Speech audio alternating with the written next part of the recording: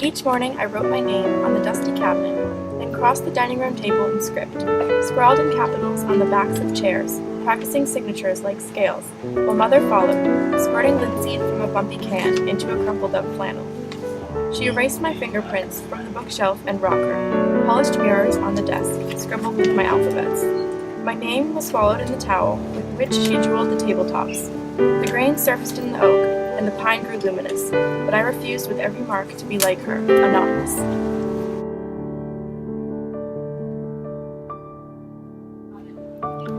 The whole idea of it makes me feel like I'm coming down with something worse than any stomachache, or the headaches I get from reading in bad light, a kind of measles of the spirit, a mumps of the psyche, a disfiguring chickenpox of the soul.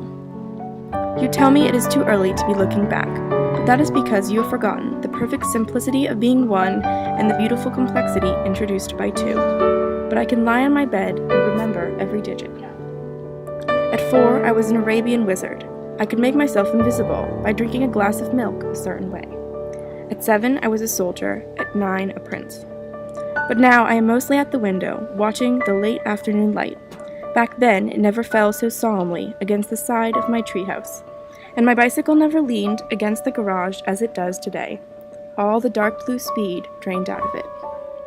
This is the beginning of sadness, I say to myself, as I walk through the universe in my sneakers. It is time to say goodbye to my imaginary friends, time to turn the first big number. It seems only yesterday I used to believe there was nothing under my skin but light. If you cut me, I could shine. But now, when I fall upon the sidewalks of life, I skin my knees. I bleed.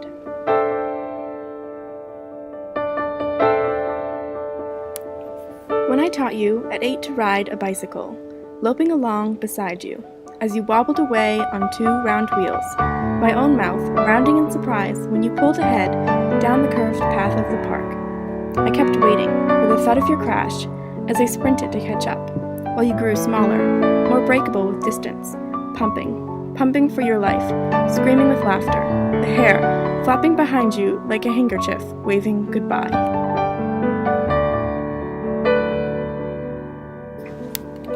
If freckles were lovely and day was night, and measles were nice and a lie warned to lie, life would be delight.